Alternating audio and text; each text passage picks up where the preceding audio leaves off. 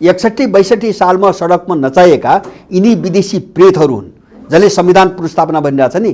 अब यिनी विदेशी प्रेतहरू हुन्, यिनको दाल बेल्नेवाला छ। प्रधानमन्त्रीमा समर्थन गरिदियो भनेर दिल्ली जाने मान्छे त्यस्तो चुत्थो दलालले नागरिक समाजको चाहिँ नाम बेचेर कति दिन राजनीति गर्ने, कति दिन धन्दा गर्ने। प्रचण्ड नायक, अग्रगमनको नायक रे, बाबुराम नायक होइन, कृष्ण सिरोला नायक होइन, उनको मिसनमा उनको तलब खाएर उनको काखमा सुतेर चाहिँ देशप्रति अपराध गर्ने हत्याराहरू अपराधीहरू माधव नेपाल नायक होइन, गिरिजा नायक, दमादान ढुङ्गाबाट त यस्तो कलङ्कित पात्र हो। मैले भन्छु यस्तो कलङ्कित, यदि तपाईँको राज्य व्यवस्था राम्रो हुन्छ भने झुन्डै माग्ने मान्छे होइन। यो बिउतिने अथवा पुनर्स्थापना हुने सम्भावना पनि छैन। यसले देशमा ठुलो द्वन्द्व र रक्तपात सुरु गर्छ यो पुनर्स्थापना भयो भने। यिनले बकवास गर्छ नि, जनताले ल्याएको, कोही जनताले ल्याएको छैन, कोही जनताले ल्याएको छैन। जनताले ल्याएको भए यिनीसँग जनता हुन्थ्यो, अहिले पनि जनता हुन्थ्यो। वरिष्ठ पत्रकार हुँ रे, नागरिक समाजको मान्छे हुँ रे, लुकेर इन्डियन दूतावासमा राति जाँड खान जान्छ। 63 सालपछि नेपालमा जिइदिएको नि, न त्यो काङ्ग्रेसको दस्तावेजमा छ, न त्यो माओवादीको दस्तावेजमा छ, न एमालेको दस्तावेजमा छ, न राप्रपाको दस्तावेजमा छ। अब मुद्दा कसका पक्रे यिनले भन्छ भने विदेशीका पक्रे, किनभने विदेशी दलाल थिए। संसद पुनर्स्थापना भने केपी ओलीको अन्त्य अथवा चाहिँ काङ्ग्रेसभित्र जो यसको पक्षमा छ त्यसको अन्त्य, र अब त्यो पुनर्स्थापना नहुने भनेको अर्को पक्षको अन्त्य। उनको झगडा त त्यहाँ पुग्यो। अब होइन, यत्रो नेपालीको दुर्दशा हिँड्दाखेरि यिनका मुख कहाँ गएका थिए, किन बन्द थिए? पुष्पकमल बाबुराम, कृष्ण खनालहरू, अनि चाहिँ तपाईँको के अरे चाहिँ सितौलाहरू, देवेन्द्रराज पाण्डे लगायतका मधेसवादीहरू, यिनी सबै चाहिँ तपाईँको सडकमा एउटै मोर्चामा आएको होइन। 62-63 विदेशीले त्यहाँ नचगाएन। देशका उद्योग धन्दा अर्थतन्त्र बेचेर काङ्ग्रेसले आज देशलाई कहाँ पुर्यायो त्यसको पनि हिसाब लिन्छ देशले। एक दिन यो अपराधीहरूलाई दण्डित गर्नै पर्छ र इतिहासका सबै हिसाब किताबको लेखाजोखा हामीले गर्नै पर्छ। अहिलेको राजनीतिक सङ्कट हो, सत्ताभित्र आएको सङ्कट हो, त्यसकारणले यो कानुनी प्रश्न होइन, यो संवैधानिक प्रश्न होइन। नेपाली अनुहार छ बेग्लै कुरा हो, तर उनको मिसनमा चलाएका पात्रहरू थिए। अब त्यो अलिकति बढ्ने स्थिति आयो भने सङ्कटकाल लाग्छ। न्यायालय, कर्मचारी तन्त्र, दलदेखि लिएर सेना पुलिस चौतर्फीतिर हेर्नुहोस्, भ्रष्टाचार एक सूत्रीय उद्देश्य छ। यिनी दल होइनन्, यिनी के हुन् भन्छ भने इन्ट्रेस्ट फरक इन्ट्रेस्ट भएका एउटा ग्याङहरू हुन्। यति बेला संसद पुनर्स्थापना भनेर न त त्यसको समाधान छ, न त्यो कुरा सम्भव छ। देश यस्तो अवस्थामा आउँदछ भने यिनी थिए कहाँ? एक दिन कसले कहाँबाट कति पैसा खाइरहेको छ, एक दिन त्यो पनि खोल्नेवाला छ। यिनी नेपाली नागरिकता देखाउने यिनी विदेशीहरू हुन्, एकदम चाहिँ जघन्य अपराधीहरू हुन् होइन। अस्ति चाहिँ कालापानी लिम्पियाधुरामा त्यत्रो भयो, इन्डियाले सडक बनाइरहेछ, यिनीहरू बोल्दैनन् होइन। यी एमसिसीको विषयमा यत्रो वितण्डा भयो, त्यत्रो बहस आयो, यिनीहरू बोल्दैनन्। हिजो आफूले सडकमा नजाएका प्रेतहरूलाई एक ठाउँमा ल्याउने कोसिस गरिरहेको छ, तर तिनी सबैको एउटै आवाज छ, संसदको पुनर्स्थापना। चप्पलेहरू चाहिँ अरबपति भएका छन्, बेलगाम देश लुटेका छन्, अपराध गरेका छन्, दण्डहीनता यत्रो छ, हामी के गर्न सक्यौँ? यसलाई पठाउने हामी के गर्न सक्यौँ? पोलिटिकल मात्र होइन, यो टोटल सङ्कट हो मेरो आफ्नो बुझाइमा। यो आर्थिक सङ्कट हो, यो सामाजिक सङ्कट हो, यो नैतिक सङ्कट हो। अब त्यो विदेशीले यो सबै सिस्टम किन भत्कायो यहाँ बुझ्न जरुरी छ। अब यिनीहरू त्राही कहाँ छन् भन्छ भने 17,000 मान्छे मारेको हिसाब एक दिन दिनुपर्छ यिनीहरूले। अनि आफ्नै पार्टीले बनाएका आयोगहरू जसले यो हत्याकाण्ड हो भनेका थिए त्यसलाई छानबिन गर्न दिएर दबाएको माधव नेपाल होइन, त्यो जवाब माधव नेपालले दिनुपर्ने दिन आयो। अब दरबार हत्याकाण्डको जवाब दिनुपर्ने दिन आयो। माधव नेपाल प्रधानमन्त्री हुने, शेरबहादुर प्रधानमन्त्री हुने, पुष्पकमल हुने, बाबुराम हुने होइन, अथवा चाहिँ तपाईँको अर्को व्यक्ति हुने कुरासँग त्यो खाडीमा गएर पसिना बगाउने मान्छेको सम्बन्ध कहाँ छ? जुन प्रणाली, जुन सिस्टम राज्य व्यवस्था नेपालमा थोपरियो, यो नितान्त बाहिरी एजेन्डामा अर्कैको इन्ट्रेस्टमा थोपरियो। अब यो भ्रमले काम पनि गर्दैन। सडकमा चाहिँ यो चटक देखाएर कोही प्रभावित पनि हुँदैन। त्यही भाडामा लिएको मान्छे होइन, कति पटक कति महिनासम्म यिनको चाहिँ जुलुसमा आउने हो, र त्यो चाहिँ जो पार्टी सदस्यहरू जो करकाप गरेर ल्याइरहेछन् नि, त्यो कति दिनसम्म ठेक्ने हो? जस्तो यिनले त देश खाए नि त, यिनले देश खाए, यिनले नागरिक खाए, नागरिकको रगत खाए। 2046 सालपछि 47 सालपछि अहिलेसम्म तपाईँ संविधानमा हेर्नुहोस्, राज्यलाई चलाउने एउटा मूल नीति नै छैन संविधानमा, यिनीहरूले त्यो राख्न दिएन। अरूको हकमा चाहिँ यो बुदा लागू भए पनि एमसिसीको हकमा संसदको सामान्य बहुमतले पारित गरे हुने कस्तो चाहिँ मन पर्यो, कस्तो अराजक। राज्यबाट पाउनै पर्ने जरुरी सुविधाहरू र राज्यबाट पाउने संरक्षणको निम्ति मान्छेले कर तिर्ने हो, नत्र यिनलाई चाहिँ लुट्नको निम्ति कर तिरिँदैन, यिनलाई तलब खानुको निम्ति कर तिरिँदैन। पार्टीबाट चुनाव लडेर जाने मान्छेलाई सत्तामा बस्न दिनु हुँदैन, अथवा राज्यबाट सेवा सुविधा पाउने ठाउँमा उसलाई बस्न दिनु हुँदैन। यो विदेशी प्रणाली हो भने पनि प्रश्न छ, यिनी मान्छे पनि विदेशीका हुन् भने प्रश्न छ, यिनले गरेका कर्तुत र अपराधहरू पनि छरपष्ट छन्। भरतजी, तपाईँलाई एभरेस्ट नेपालमा हार्दिक स्वागत छ। हजुर, धन्यवाद। नेपालको राजनीति अहिलेको जुन जटिल अवस्थामा प्रवेश गरेको छ, यसको जटिलताको पछाडि अगाडि राम्रोसँग हेर्ने हो भने दिनानुदिन मात्रै होइन, पल पलमा नयाँ नयाँ घटनाक्रमहरू विकसित भइरहेका छन्। तपाईँले यो राजनीतिक घटनाक्रम, यो विकसित घटनाक्रमलाई कसरी लिनुभएको छ? मैले पहिला यहाँबाट सुरु गरेँ। मैले यसलाई एउटा बहुआयामिक एउटा घटनाका रूपमा अथवा त्यो प्रक्रियाको रूपमा लिन्छु। मैले धेरै पटक पनि भने जस्तो अहिले जुन परिस्थिति सामुन्यमा छ हाम्रो अगाडि, यसका पछाडि विश्वमा बदलिएको समीकरणले पनि काम गरेको छ। नेपालभित्रको तपाईँको शक्ति समीकरणमा आएको परिवर्तनले पनि काम गरेको छ र साथसाथै यसमा केले काम गरेको छ भने जुन प्रणाली, जुन सिस्टम, राज्य व्यवस्था नेपालमा थोपरियो, यो नितान्त बाहिरी एजेन्डामा, अर्कैको इन्ट्रेस्टमा थोपरियो। यसको ग्राउन्ड पनि छैन र यसलाई नेतृत्व गर्ने जो पात्रहरू थिए ती पात्रहरू पनि तपाईँको स्वदेशी पात्र रहेनन्, होइन। नेपाली अनुहार छ बेग्लै कुरा हो, तर उनको मिसनमा चलाएका पात्रहरू थिए। त्यस कारणले यो चाहिँ यो विरोधाभास र एउटा अन्तर्विरोध पूर्ण चाहिँ सम्बन्धबाट जबरजस्ती लादिएको हुनाले यो दुर्घटनामा जानु स्वाभाविक थियो, होइन। एउटा त यसको ग्राउन्ड थिएन र पात्र पनि योग्य थिएनन् र नेपालको यो आवश्यकता पनि थिएन हाम्रो आफ्नो कोणबाट हेर्दा। र दोस्रो कोणबाट हेर्दाखेरि हाम्रो देशको आन्तरिक चाहिँ तपाईँको समीकरण, मानिसको सोचको समीकरण र अन्तर्राष्ट्रिय शक्ति सन्तुलनमा पनि व्यापक उतार चढाव आयो, फेरबदल आयो। यो सबै चिजको असरको कारणले अहिलेको यो सङ्कट देखिएको हो र मलाई लाग्छ मेरो आफ्नो भाषामा अहिले यो प्रणाली चाहिँ मृत्युशैयामा छ। मृत्युशैयामा छ। त्यो कुन अवस्थामा छ भन्छ भने अब नबिउतने गरी ऊ मृत्युशैयामा सुतेको छ। यसको विसर्जन हुनुको निम्ति मात्रै हामीले समय कुर्नुपर्ने स्थिति छ। अहिले हामी त्यो कुरिरहेका छौँ र यो अगाडि जाने र अथवा यो पुनर्जीवित भएर चाहिँ फेरि हिजो जसरी जे कुरा गरिरहेछन् नि आज सडकमा केही मान्छेहरूले, त्यो सम्भावना मैले कतै पनि देख्दिनँ। अब नि यो एकदमै जटिल, तपाईँले भनिहाल्नुभयो मृत्युशैयामा गइसक्यो। कतिपयले के भनिरहेका छन् भने जहाँनिर गडबड भएको छ, जस्तो हामीले धेरै पटक कुरा गरिसक्यो, तपाईँ हामीले नै धेरै पटक कुरा गरिसक्यो, संसद विघटनपछि अब के होला, पुनर्स्थापित होला, चुनाव होला, यो बारेमा हामीले कुरा गरिसक्यो। अब सर्लकै पारेर विघटित भएको संसद पुनर्स्थापित, जस्तो तपाईँको 51 सालमा मनमोहनले गरेको अदालतले फर्काइदिएको थियो, पुनर्जीवित गरिदिएको थियो। त्यसै गरी यो पुनर्जीवित भएर फेरि हिजोको जस्तो अवस्थामा आउने देख्नुहुन्छ, अथवा विघटनलाई अदालतले सदर गरेर चुनाव भएर फेरि ताजा जनादेश ल्याएर सामान्य प्रक्रियामा कहाँ जाने देख्नुहुन्छ? के होइन, हामीले एउटा चिज बुझ्नुपर्छ। मैले भने नि हामीले जस्तो 51 साल र अहिलेको अन्तरलाई हामीले अलिक ठिक ढङ्गले बुझ्नुपर्छ। जस्तो 51 सालमा तपाईँको विघटन गर्दाखेरि कमसेकम त्यो बेलाको जो सिस्टम थियो नि त्यसको आफ्नो ग्राउन्ड थियो, त्यो पुरै भत्किसकेको थिएन। जस्तो 47 सालको संविधानको पनि एउटा ग्राउन्ड थियो, होइन। नेपाली जमिनमा टेकेको थियो, नेपालीपनमा अलिकति टेकेको थियो, यद्यपि त्यो चाहिँ परिपूर्ण थिएन। तर अहिलेको के हो भन्छ भने अहिलेको टोटल प्रायोजित हो, टोटली प्रायोजित हो, होइन। जस्तो चाहिँ तपाईँको व्यक्तिहरू पनि पुरै प्रायोजित, जो चाहिँ 61-62 सालमा सडकमा देखा परे तपाईँको नागरिक समाजको नाममा वा दलको नाममा, जसले चाहिँ 12 बुँदे विदेशी भूमिमा गएर 12 बुँदे सहमति गरे, होइन, उनका एजेन्डामा, र देशभित्र आइकन चाहिँ तिनी एजेन्डामा चाहिँ मान्छेलाई दिग्भ्रमित पारेर जसरी दुरुपयोग गरिकन चाहिँ तपाईँको यो सिस्टम लादे नि, यसको ग्राउन्ड छैन। 51 साल र अहिले फरक त्यो हो एउटा। दोस्रो अन्तर के हो भन्छ भने ऊ बेलाको तपाईँको प्रश्न कानुनी प्रश्न हो, होइन। किन त्यसको अरू समग्र परिवेश चाहिँ नर्मल थियो, सामान्य अवस्थामा थियो, होइन। राजनीतिक समस्या मात्रै आएको हो। त अहिले फरक हो। अहिलेको यो सङ्कट मैले भने नि अहिलेको राजनीतिक सङ्कट हो, सत्ताभित्र आएको सङ्कट हो। त्यसकारणले यो कानुनी प्रश्न होइन, यो संवैधानिक प्रश्न होइन। मैले भने यसको ग्राउन्ड पनि छैन, यो सङ्कट हो, पोलिटिकल सङ्कट हो। पोलिटिकल मात्रै होइन, यो टोटल सङ्कट हो मेरो आफ्नो बुझाइमा। यो आर्थिक सङ्कट हो, यो सामाजिक सङ्कट हो, यो नैतिक सङ्कट हो, होइन।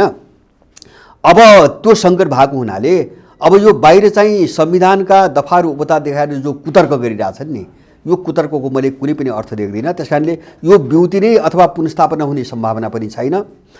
यदि त्यस्तो हुन्छ कि भनी परिकल्पना गर्ने हो भने अब यसले निकास दिने होइन कि यसले देशमा ठुलो द्वन्द्व र रक्तपात सुरु गर्छ यो पुनर्स्थापना भयो भने।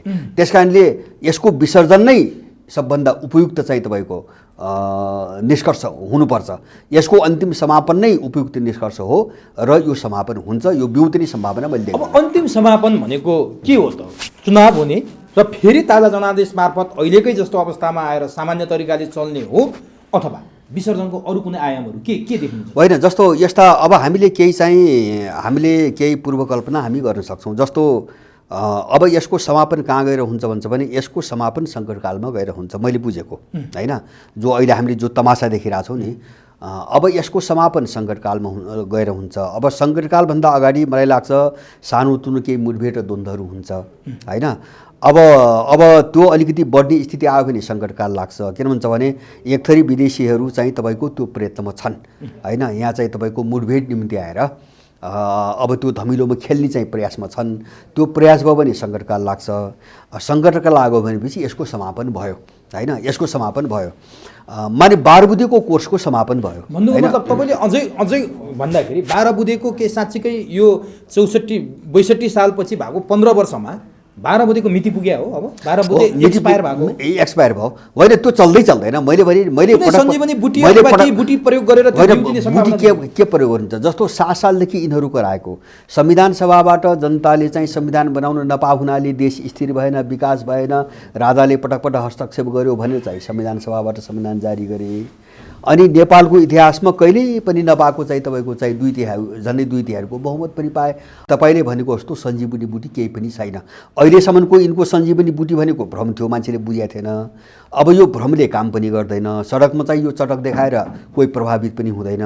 त्यस कारणले अब यो 12 बुँदेको जो कोर्स आयो नि, 12 बुँदे मात्रै होइन, त्योभन्दा अगाडिदेखि धेरै खालका षड्यन्त्रहरू भए। अब यो च्याप्टर झनै नेपालमा बन्द भयो र अब यिनको विनाशको एउटा प्रक्रिया सुरु भयो। त्यस कारणले अब यो टुङ्ग्यो भने जाने कसरी त भन्ने चाहिँ दोस्रो सवाल आउँछ। अब यसका चाहिँ दुईवटा बाटाहरू हुन्छ। त्यो जाने भन्दा अगाडि मलाई तपाईँसँग अझै जान्न मन लागेको हो नि, जस्तो तपाईँले अघि 51 सालको र अहिलेको बिल्कुल फरक छ भनेर व्याख्या गर्नुभयो। यो ग्राउन्ड भत्किसक्यो, यो 12 बुँदेको पनि भत्किसक्यो, यो परिवर्तनको पनि भत्किसक्यो, व्यवस्थाकै ग्राउन्ड भत्किसक्यो भन्ने सङ्केत तपाईँले गर्नुभएको थियो। एकदम यो कसरी, के आधार छ यो ग्राउन्ड नै होइन? जस्तो ग्राउन्ड पहिलो कुरो जस्तो सैद्धान्तिक रूपमा हामीले बुझ्नु पर्यो। जस्तो यो प्रणाली अब विदेशी डिजाइनमा उनको रणनीतिमा आएको हो पहिलो कुरा। जस्तो 12 बुँदे समझदारी त दिल्लीमा भयो अथवा उनले पहलमा उनको मूल्य मान्यता अनुसार उनले गराएको सम्झौता भयो। त्यसको आधारमा यो अगाडि बढ्यो र त्यही ढङ्गका मुद्दाहरू संविधानमा हालिए। जस्तो सङ्घीयता, धर्मनिरपेक्षता आदि इत्यादि जति पनि एजेन्डाहरू छन् उनका एजेन्डाहरू लागि उनको रणनीतिमा। त्यस कारणले यसमा नेपालीपन छैन। अब मान्छे प्रयोग भयो त्यो छोड्दैन। यिनले बकवास गर्छ नि जनताले ल्याएको, कोही जनताले ल्याएको छैन। जनताले ल्याएको भए यिनीसँग जनता हुन्थ्यो, अहिले पनि जनता हुन्थ्यो होइन। किन जुन त्यो हामीलाई प्रयोग गर्यो भने त बुझ्यो नि जनताले आज। त्यस कारणले गर्दाखेरि पहिलो कुरो उसको ग्राउन्ड छैन। यसको आफ्नो पनि एउटा टेक्ने जमिन छैन। त्यो कारणले पनि यो समाप्त हुनै पर्थ्यो। दोस्रो चिज के हो भन्छ भने अब चाहिँ यसलाई नेतृत्व गर्ने उनले अगाडि बढाएका विदेशीले अगाडि बढेर जो खलपात्रहरू थिए नि, यिनी पनि एक्सपोज भए। अब यिनीहरूबाट कोही मान्छे प्रभावित हुने सम्भावना पनि छैन। र त्योभन्दा पनि मलाई के लाग्छ भन्छ भने जस्तो 51 सालको एउटा सामान्य भाषा भन्छ भने हामीले भाषा एउटा प्रयोग गर्छौँ, एउटा समस्या भन्छौँ, एउटा सङ्कट भन्छौँ होइन। समस्या एक खालको गत्यावरोध हो होइन। जस्तो कुनै चाहिँ राज्यका कुनै अङ्गमा काम गर्न असजिलोपन आएपछि त्यसलाई सामान्य सुधारबाट चाहिँ समाधान गर्न सकिन्छ होइन। जस्तो उदाहरणको निम्ति पञ्चायती व्यवस्थामा 37 सालमा चाहिँ सुधार गरेपछि त्यसले चाहिँ 10 वर्ष थाम्यो, जाने 10 वर्ष थाम्यो। किन? त्यसको ग्राउन्ड जीवित थियो। त्यो 10 वर्ष चल्ने ग्राउन्ड जीवित थियो र 10 वर्ष चल्यो। अब जस्तो 47 सालको संविधानमा यो षड्यन्त्रमा नगएर त्यसलाई करेक्सन गर्न खोजेको भए त्यसले केही वर्ष धान्थ्यो, तर त्यहाँ यिनीहरू गएनन्। तर अहिलेको समस्या होइन गत्यावरोध भने नि, त्यो होइन। अहिले सङ्कट हो। सङ्कट भने के हुन्छ भने यो जगैदेखि पुरै चर्मराइसकेको हुन्छ, हल्लिसकेको हुन्छ। जस्तो उदाहरणको निम्ति अब देशमा न्याय छैन, दण्डहीनता होइन। तपाईँको न्यायालय, कर्मचारी तन्त्र, दलदेखि लिएर सेना, पुलिस चौतर्फीतिर हेर्नुहोस्, भ्रष्टाचार एक सूत्रीय उद्देश्य छ सबैको। भ्रष्टाचार एक सूत्रीय उद्देश्य छ। सेना जस्तो संस्थामा यो अहिलेको सेनापतिले कति मान्छे कारबाही गर्नु पर्यो, सेनालाई ट्र्याकमा ल्याउनुको निम्ति कति कारबाही गर्नु परिराखेको अवस्था छ। भ्रष्टाचार, दण्डहीनता होइन। अपराधीले जति अपराध गरे पनि हुने, लुट्नेले जति लुटे पनि हुने होइन। जसको अब त्यहाँसम्म पहुँच छैन त्यसको कुनै पनि कुरो सुरुवाई नहुने। तपाईँको अदालतभित्र पार्टी कार्यकर्ता छ, तपाईँको कर्मचारी तन्त्रमा पार्टीकर्ता छ। यस्तो बेदखली भयो कि होइन समाज चाहिँ तपाईँको एउटा दुर्दशाको बाटोतिर गयो। साम्प्रदायिकता होइन, तपाईँको व्यक्तिवाद, अनैतिकता, दुराचार जति पनि चिजहरू पनि यसले चाहिँ जगै खलबल्यायो क्या यसको। र यो काहीँ पनि नचल्ने भयो। नचल्ने मात्रै होइन कि राज्य प्रणाली कस्तो भइदियो भन्छ भने माने जुन व्यक्ति आउँछ आफू खुसी राज्य हाँकिरहेछ हैन। जस्तो शेरबहादुर प्रधानमन्त्री हुन्छ, उसले चाहिँ पहिलेका निर्णय बदल्छ, आफू खुसी देश हाँक्छ हैन। तपाईँको माधव नेपाल प्रधानमन्त्री हुन्छ, आफू खुसी हाँक्छ। बाबुराम हुन्छ, आफू खुसी हाँक्छ। प्रचण्ड हुन्छ, आफू खुसी हाँक्छ। ओली हुन्छ, आफू खुसी हाँक्छ। अब यसले के हुन्छ भने त्यो राज्य प्रणाली भन्ने चिज नै रहेन, सिस्टम नै कोल्याप्स भयो। सिस्टम कोल्याप्स भयो चौतर्फे हो। त्यसको असर अहिले कहाँ पर्यो त भन्छ भने त्यसको असर सिस्टम कोल्याप्स हुनुको असर जस्तो दलभित्र पनि पर्यो अन्त्यमा आएर। अनि दल के भयो अहिले ग्याङहरूका समूह भए। जस्तो अहिले दल छैन नेपालमा, यिनी दल होइनन्। यिनी के हुन् भन्छ भने इन्ट्रेस्ट फरक इन्ट्रेस्ट भएका एउटा ग्याङहरू हुन्। त्यो ग्याङ लडाइँ जो हामी देख्छौँ नि सत्ताधारी दलभित्र, काङ्ग्रेसभित्र, मधेसवादीभित्र अथवा राप्रपाभित्र जो ग्याङ देख्छौँ नि यिनी पनि छिन्ने भिन्न भए। यो सबै चिज कोल्याप्स भयो। अब तपाईँले भने कहाँनिर बल पुग्यो अझै भन्नुहुन्छ भने जस्तै अहिले संसद विघटनको विषयलाई काङ्ग्रेसभित्र हेर्ने 4 थरी देखिए, नेकपाभित्र त्यस्तै थरी। नेकपाको एउटा गुटसँग काङ्ग्रेसको अर्को गुट मिलाएको छ, नेकपाको अर्को गुटसँग काङ्ग्रेसको अर्को गुट मिलाएको छ। यो के यिनीहरूको ग्याङ, तपाईँले ग्याङ भन्नुभयो नि, ती ग्याङ हो अथवा विदेशीहरूका आफ्ना ग्याङहरू ती दलमा भावनाले तिनीहरूको स्वार्थ फरक ढङ्गले मिलाएको होइन। जस्तो सुन्नुहोस्, दलहरूभित्र सिस्टम भत्किएपछि, मूल्य भत्किएपछि र एउटा चाहिँ तपाईँको सिद्धान्तको एउटा चाहिँ जग हुन्छ नि त्यो भत्किएपछि ग्याङमा परिणत हुने स्वाभाविक हो। किन त्यहाँ त नितान्त व्यक्तिगत स्वार्थ मात्रै छ। अब उनीहरूको त्यो ग्याङको आफ्नो स्वार्थको कुरा मात्रै छ। पार्टीको सिद्धान्तको आधारमा सिद्धान्तको आधारमा भएको भए त हामी त सैद्धान्तिक राजनीतिक बहस पो हेर्थ्यौँ त। जस्तो अहिले प्रचण्ड र केपीमा माधव नेपालमा देखिन्छ नि, उनीहरूको बिचमा त हामीले कुनै राजनीतिक मुद्दामा बहस देख्थ्यौँ। देश यो कारणले विकास भएन, हामीले चुनाव घोषणापत्रमा यसो भनेका, समाजवाद भनेका थियौँ, देश यो दिशातिर गएन, कोरोनाको यत्रो चाहिँ आतङ्क उनीहरू आफै फैलाइरहेछन्, अर्थतन्त्र यस्तो चौपट छ। बहस त कहीँ पनि छैन नि त। बहस त कहाँ छ भन्छ भने उनको अस्तित्व र स्वार्थको चाहिँ लडाइँ जहाँ जोडिएको छ, बहस त त्यहाँ मात्रै छ। अब यो यस्तो किन हुन्छ भन्छ भने अब त्यो विदेशीले यो सबै सिस्टम किन भत्कायो यहाँ बुझ्न जरुरी छ। जस्तो मूल्य मान्यताबाट यसलाई च्युत गर्यो, विचार र सिद्धान्तबाट च्युत गर्यो, अनि चाहिँ स्वार्थमा आधारित एउटा ग्याङमा परिणत गरिदिएपछि उसलाई चलाउन सजिलो भयो। अब उसले प्रत्येक ग्याङ समातेको छ, हरेक पार्टीमा ग्याङ त्यहाँ नमिल्ने भयो क्या। के भन्छ भने अब पार्टी रहेन, किनभने पार्टीभित्र सिद्धान्त रहेन, मूल्य रहेन होइन, कुनै उद्देश्य पनि रहेन। नरहेपछि अब चाहिँ त्यो विदेशीहरूको जसको जे इन्ट्रेस्ट छ त्यो अनुसार आफूले लगानी गरेको उसले ग्याङ पक्रेको छ। त्यस कारणले यो मिल्दैन भने अब दलहरू पनि विशेषहरूको बाटोमा गए। त्यस कारणले यो टोटल सङ्कट हो। सङ्कट मात्रै होइन, यो टोटल सङ्कट हो, समग्र सङ्कट हो। त्यस कारणले अब यो सङ्कटको समाधान सुधारबाट हुँदैन, सुधारबाट हुँदैन। जस्तो मैले भने नि पञ्चायत एकचोटि सुधारियो संविधान, अब यो चाहिँ 47 सालको सुधार गर्न खोजे भए अर्को पटक सुधारको गुन्जाइस थियो। अब त्यस्तो होइन, गत्यावरोध होइन, यो सङ्कट हो। सङ्कटमा त्यसको जगै हल्लिएको हुन्छ, जग ठाउँमा हुँदैन, सबै भद्रगोल हुन्छ, कानुनको शासन हुँदैन, स्वेच्छाचारिता हुन्छ। त्यस कारणले यसको समाधान सुधार होइन। समाधानमा आउनुभन्दा अगाडि जस्तो किसिमको धरातल ग्राउन्ड भत्किएको कुरा गर्नुभयो नि, त्यहाँ मलाई अझै रोचक कहाँनिर लाग्यो भने जस्तो 62-63 को आन्दोलनपछि 12 बुँदेपछि जे भयो, नेपालमा परिवर्तन भयो, धर्मनिरपेक्षता भयो, गणतन्त्र भयो, सङ्घीयता भयो, समावेशिता भयो, यी सबै कुरा भयो भनेर नेपाली हौसिया पनि थिए, गणतन्त्र पनि आयो, 70 वर्षको सपना पुरा भयो भनेको थिए। अब अहिले त्यो ग्राउन्ड भत्किसकेपछि के त्यो गणतन्त्र, धर्मनिरपेक्षता, समावेशिता यी अल्पत्र पर्याउन्, बेवारसे भाउन्, कसको हो त यो? कसले यसलाई थाम्ने, कसले जिम्मा लिएर यसको कमान्ड कसले सम्हाल्ने? खै त अल्पत्र भयो होइन, यसको कसैले पनि सम्हाल्दैन, किन यिनी मुद्दा कसैका पनि होइनन्। जस्तो जसले ल्यायो यिनीहरू पनि प्रयोग गरेका हुन् होइन, यिनका आफ्ना पार्टीका घोषित मुद्दाहरू त होइनन् होइन। जस्तो 12 बुँदेपछि 63 सालपछि नेपालमा जिइदियो कि न त्यो काङ्ग्रेसको दस्तावेजमा छ, न त्यो माओवादीको दस्तावेजमा छ, न एमालेको दस्तावेजमा छ, न राप्रपाको दस्तावेजमा छ। अब मुद्दा कसका पक्रे यिनले भन्छ भने विदेशीका पक्रे, किनभने विदेशी दलाल थिए। त्यसैले गर्दाखेरि उनीहरूलाई आफ्ना एजेन्डामा एक ठाउँमा ल्याएको हो, विदेशी तत्त्वले आफ्नो एजेन्डामा एक ठाउँमा ल्याएको हो। अब त्यस कारणले अब त्यो चाहिँ तपाईँको भत्कियो, जगैदेखि भत्कियो। सुन्नुहोस् है, जगैदेखि भत्कियो। अब यसको जग नभएको हुनाले मैले भने नि, त्यस कारणले यो एउटा राजनीतिक सङ्कट हो। किन राजनीति सत्ता चलाउने चाहिँ राजनीतिक मूल्यहरू हो। हुन त मैले समग्र सङ्कट भने, तर त्यसको नेतृत्व चाहिँ राजनीतिले गर्छ, राज्य सत्ताले गर्छ। त्यस कारणले मूलभूत रूपमा यो राजनीतिक सङ्कट हो, यो कानुनी प्रश्न होइन।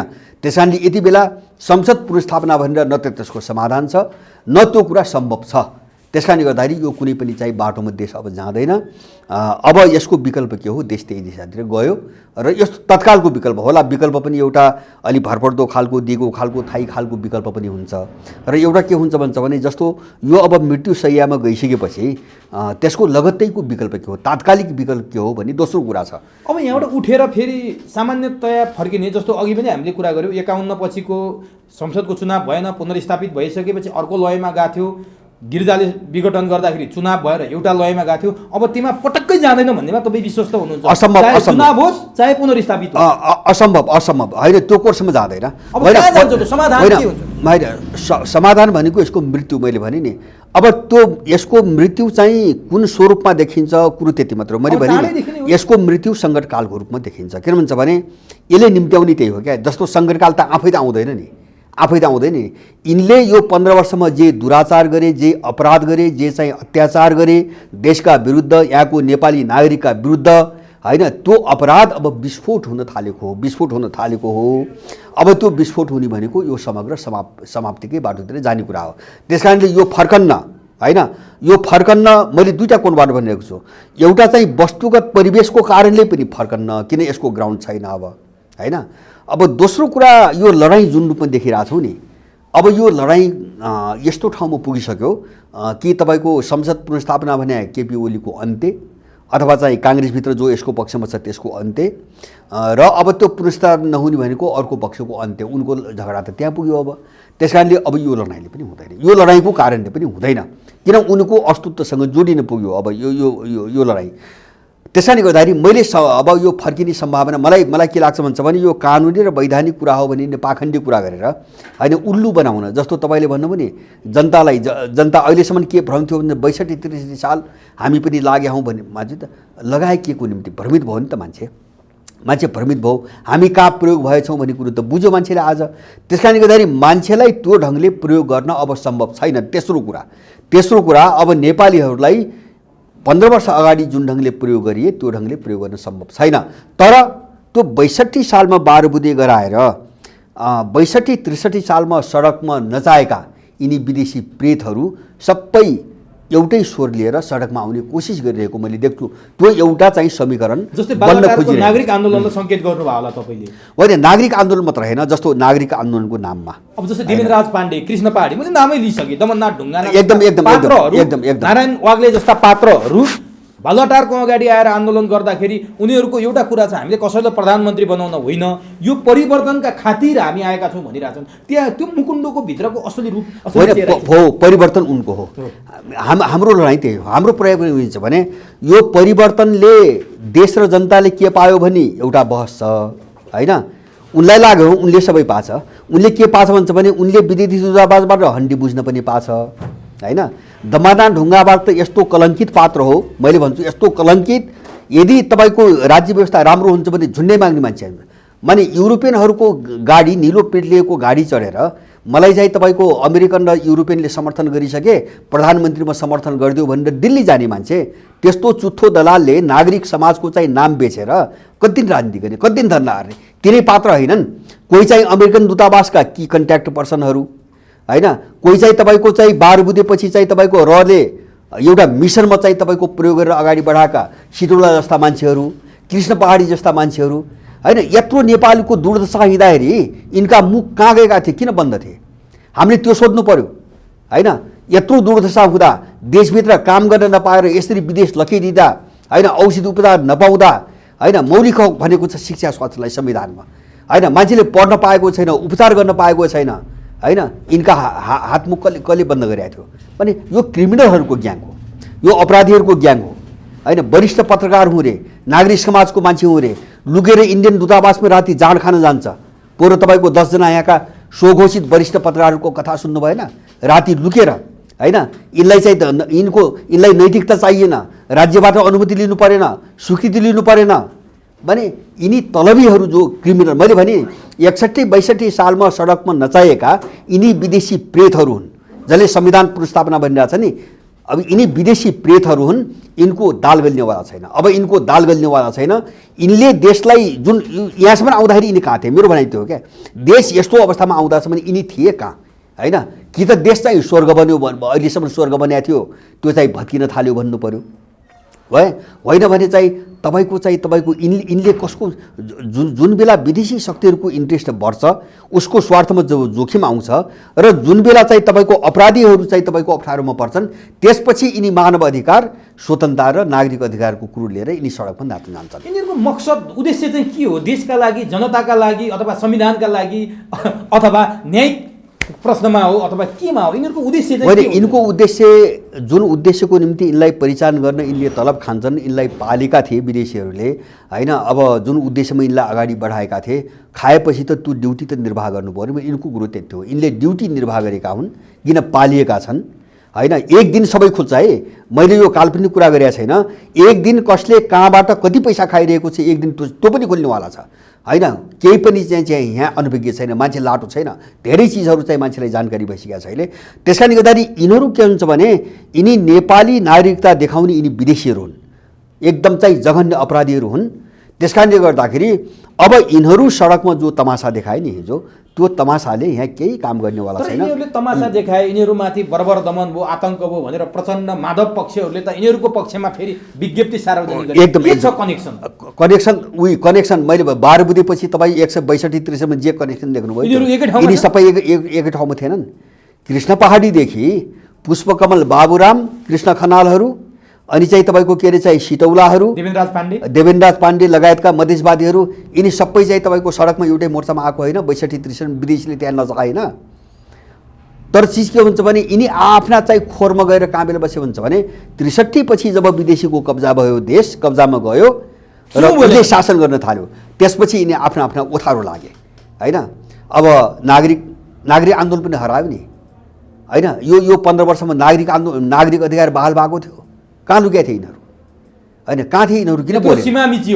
यत्रो सीमा होइन, त्यो त यिनको धर्म होइन, त्यो त अधर्म हो। देशको सीमामा विश्वमा यिनको अधर्म हो। यतिसम्म यिनी अपराधीहरूले गरे।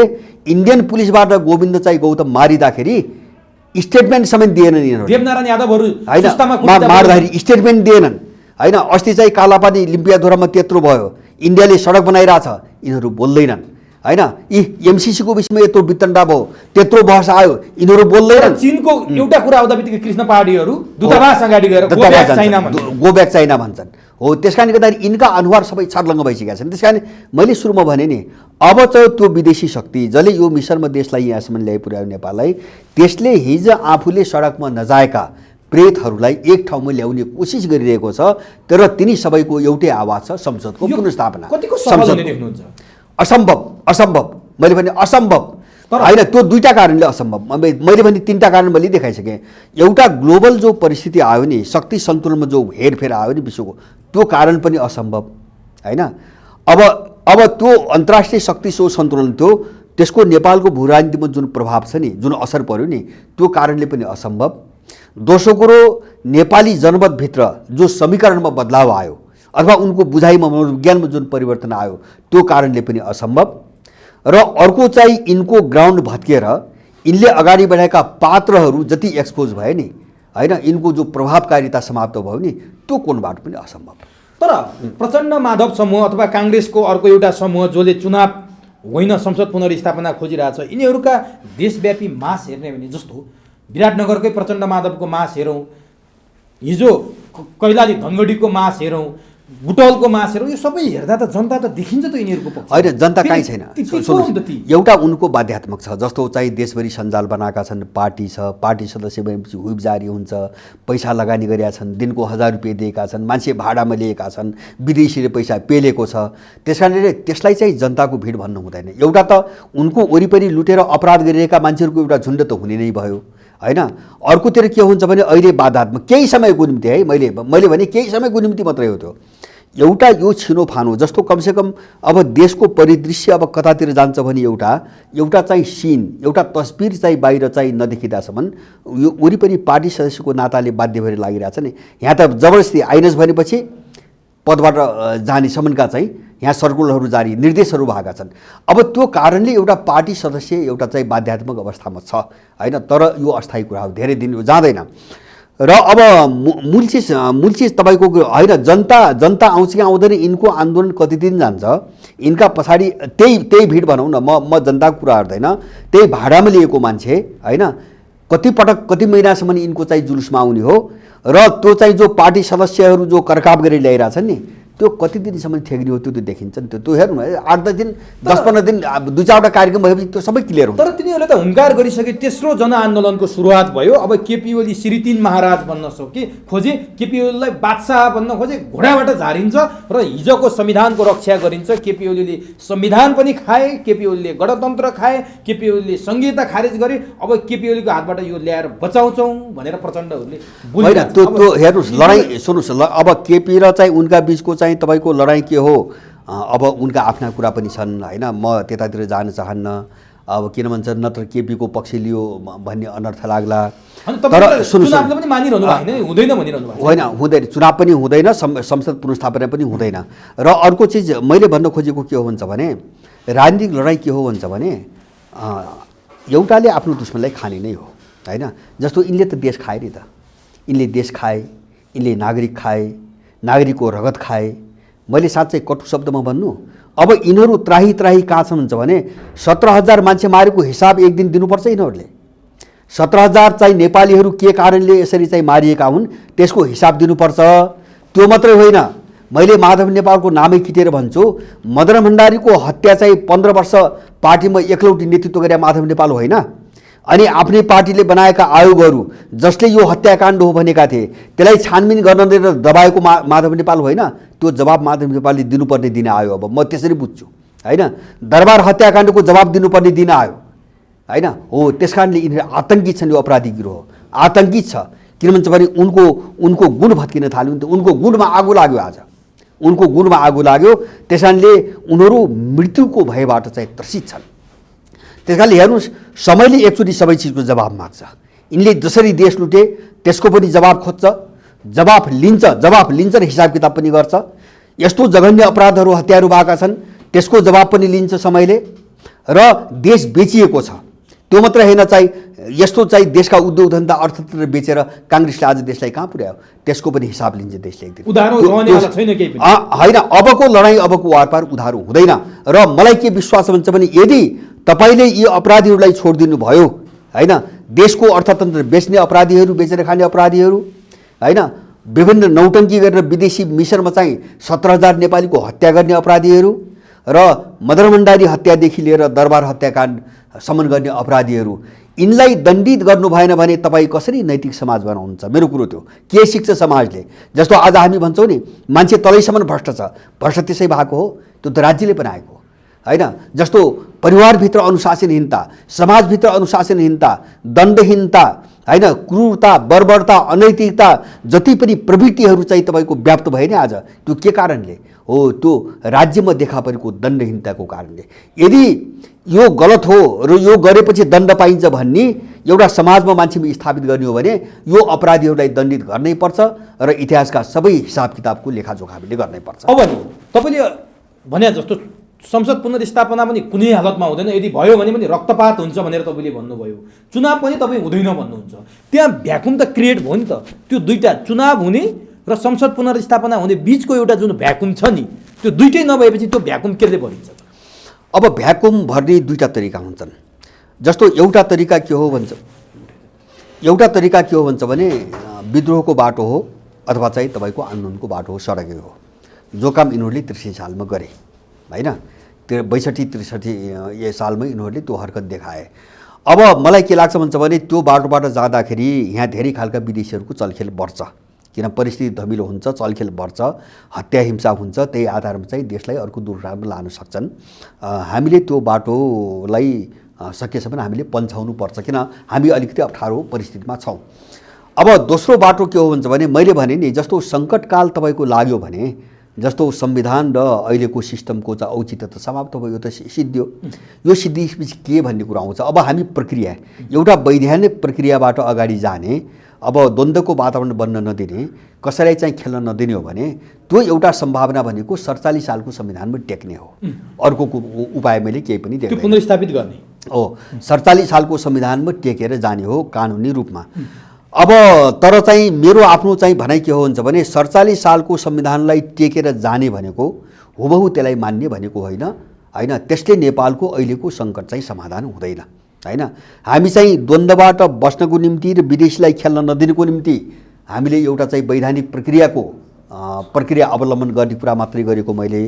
तर 47 सालको संविधान टेकेर अब टेक्नुको अर्थ त्यसलाई चाहिँ फेरि बिउताएर त्यसैमा सीमित रहने भन्ने होइन।